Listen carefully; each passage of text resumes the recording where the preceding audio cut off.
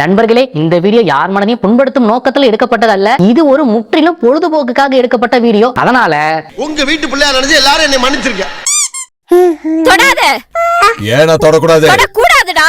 இது ஏன் குழந்தை? இந்த குழந்தையோட அப்பா நீ கிடையாது. ஏய் பவானி, நான் யார் தெரியுமா?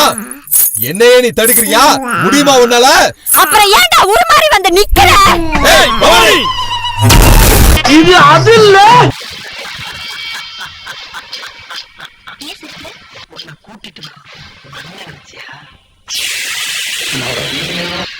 கூட வர்றது உன் தங்கச்சி நினைச்சியா?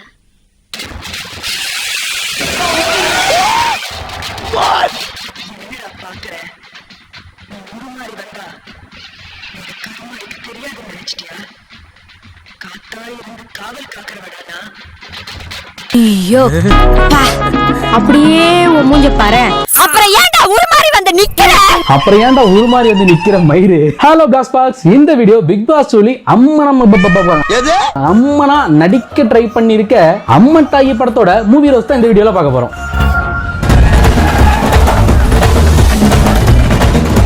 இந்திய சினிமா வரலாற்றிலே முதல் முறையா அம்மனை வச்சு ஒரு ட்ரோல் படம் எடுத்திருக்காங்க. ஆக்சுவலா அவங்க அம்மன் படம் தான் எடுக்க ட்ரை பண்ணிருக்காங்க, ஆனா ட்ரோல் மூவி மாதிரி கிண்டி வச்சிருக்காங்க. இப்போ உதாரணத்துக்கு ஒரு சீன்ல வில்லன் சார் அம்மனுக்கே சூனியம் வச்சிருவாரு. நீ என்ன சொல்ற?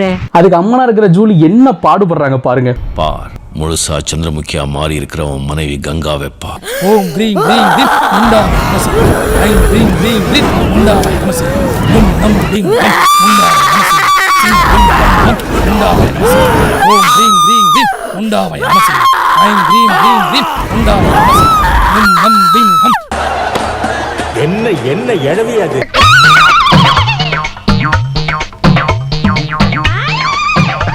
என்ன அவார்டா கொடுக்குறான்? இப்படி ஆக்ட் பண்றியா? உட்கார இடத்துல கீழே வேணா கரண்ட் கனெக்ஷன் கொடுத்துட்டானுங்களா?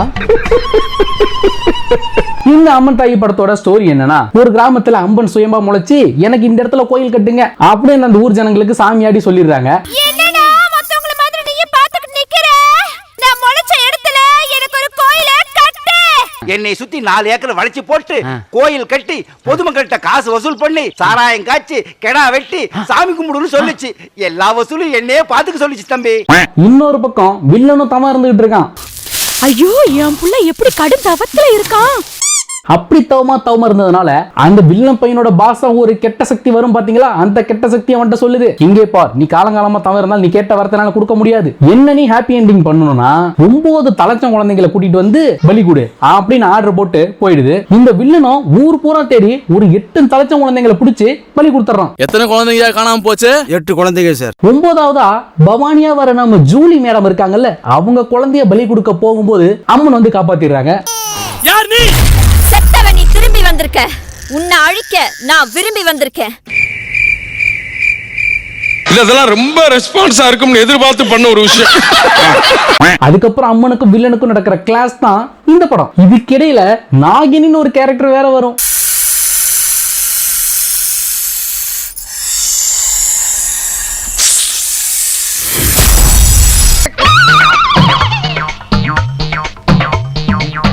ஏண்டா இதான் ஊர்ல நாகினியா? ஏ பாத்து இதுக்கு முன்னாடி நான் உன்னை இங்க பார்த்ததே இல்லையே. யார் நீ? நாகினி.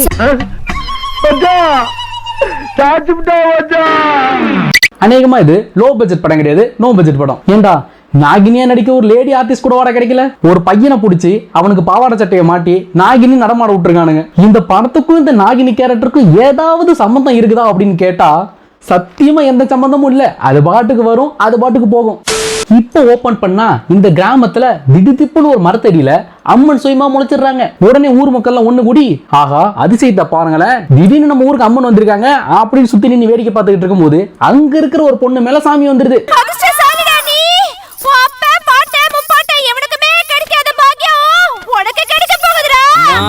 A few minutes later. கத்து, நீ கத்துற சத்தம் என் காது வழியா போய் என் மூளைக்கு கேட்கணும்.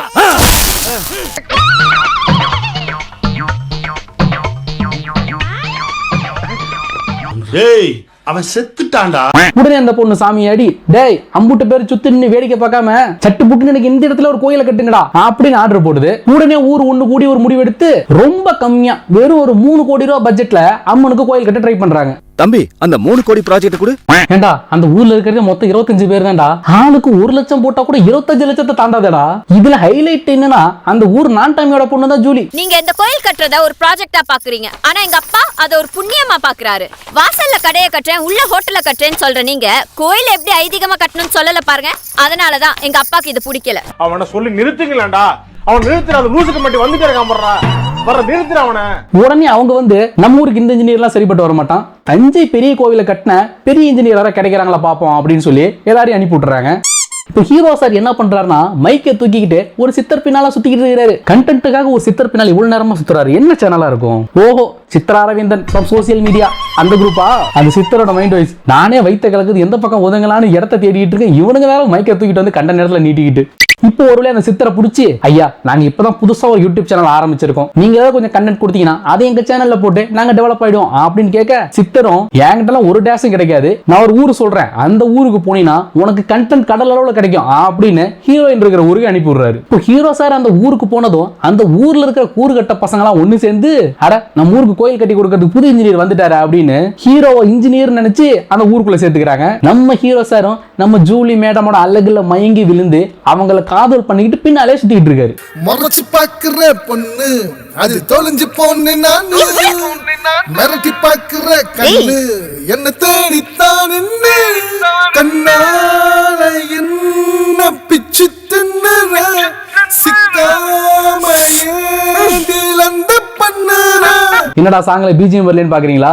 இந்த படத்துல பிஜிஎம்மே கிடையாது, நோ மியூசிக். சுட சுட காதல் கொஞ்சம் தினம் தினம் கேட்டு கெஞ்சம் விறு விறு நீயும் போனால் தங்காதடி என் நெஞ்சம். இந்த கன்றாவி இதுக்கு மேல கேட்கணுமா? ஃபார்வர்ட் பண்றா.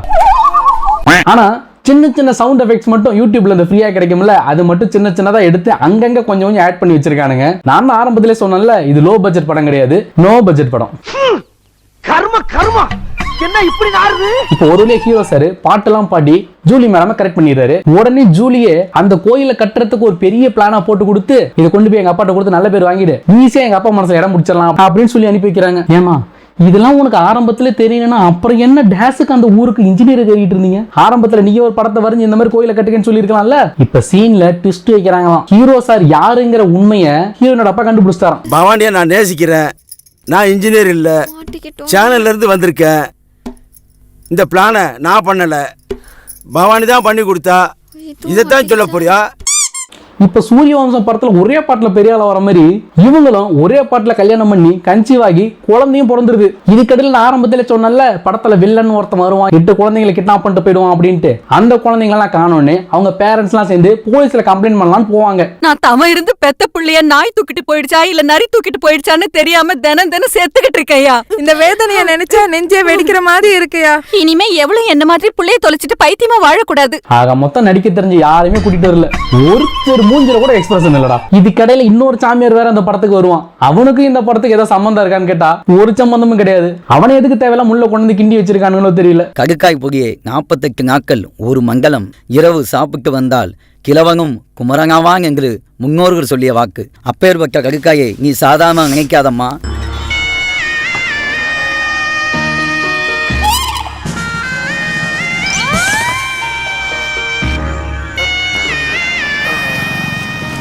இப்ப 8 குழந்தைங்களையும் கொண்டு போய் பலி கொடுத்தவன் ஒரு வழியா ஜூலி கிட்ட வந்து ஜூலியோட குழந்தையும் தூக்கிட்டு போயிடறான். உடனே ஜூலியும் ஏதோ பண்ணி காப்பாத்த ட்ரை பண்றாங்க. ஆனா அந்த வில்லன் குரூப் ஜூலியும் போட்டு தள்ளிடுறாங்க. இப்ப உடனே அந்த ஊர்ல சுயமா இருக்கிற அம்மன் திடீர்னு கிளம்பி ஜூலி ரூபத்திலே வராங்க. இந்த அம்மன்ட்ட ஒரே ஒரு கேள்வி மட்டும் கேட்டுக்கிறேன். ஏங்க அம்மன் இதே ஊர்ல இதுக்கு முன்னால 8 குழந்தைகளை கடத்திட்டு போய் இந்த வில்லன் பலி கொடுத்தான், அப்பெல்லாம் வரல, அது எப்படி கரெக்டா ஹீரோனோட குழந்தைய கடத்திட்டு போகும்போது மட்டும் இப்படி திடுத்துப்புன்னு கிளம்பி வந்து நிக்கிறீங்க?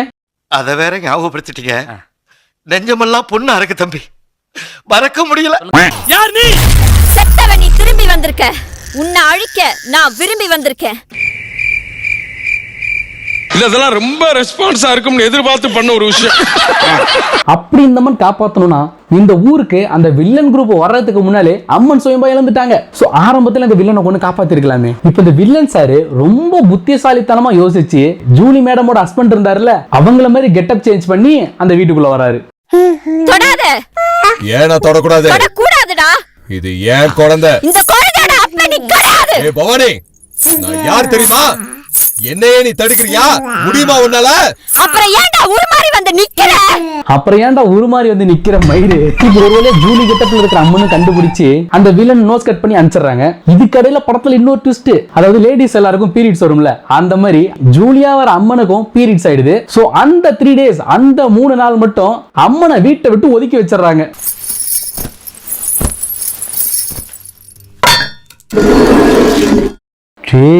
இதெல்லாம் ரொம்ப ஓவர்ரா, அம்மனையே ஒதுக்கி வைக்கிறீங்களா? இதுல இன்னொரு ஹைலைட் என்னன்னா, அந்த 3 நாளைக்கு மட்டும் அம்மனோட சக்தி எதுவும் வேலை செய்யாதான். நேரம் கூடிடுச்சு, இதுதான் சரியான தருணம். பவானிக்கு தீட்டு படுற இந்த 3 நாள்ல அவளுடைய சக்தியை பயன்படுத்த மாட்டா. ஒரு அம்மன் படம் எடுக்கிறதுக்கு சினிமா நாலேஜ் இல்லைனாலும் பரவாயில்ல, ஒரு கடவுள் நாலேஜ் கூட இல்லாம எதை நம்பிடா படம் எடுக்க வந்தீங்க? அம்மனுக்கு இந்த 3 நாளைக்கு பவர் எதுவும் வேலை செய்யாதுங்கிறத தெரிஞ்சுக்கிட்டு அந்த மந்திரவாதி வில்லன் குரூப் அம்மனுக்கு சூனியம் வச்சிடறாங்க.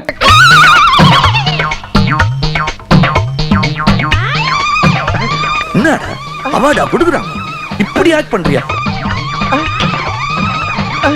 இப்ப அம்மன் இப்படி துடிக்கிறத பார்த்துட்டு அந்த நாகினியா வராருல, நாகினியா வராங்கல்ல, அவங்க என்ன பண்றாங்கன்னா, வில்லனை கொஞ்ச நேரத்துக்கு நம்ம டைவர்ட் பண்ணுவோம் அப்படின்னு திடீர்னு லேடி கெட்டப்புக்கு மாறுறாங்க. அப்ப அவங்களுக்கே தெரிஞ்சிருக்கு இவ்வளவு நேரம் இருந்தது லேடி கெட்டப் இல்லைன்ட்டு. லேடி கெட்டப்பை சேஞ்ச் பண்ணி வில்லனை கொஞ்சம் கொஞ்சமா ஷெட்யூஸ் பண்ணி முடிக்க ட்ரை பண்றாங்க. வீரா உடல் சிலிர்க்கிறே, வா வா போர் வீரா உன்னை அழைக்கிறே.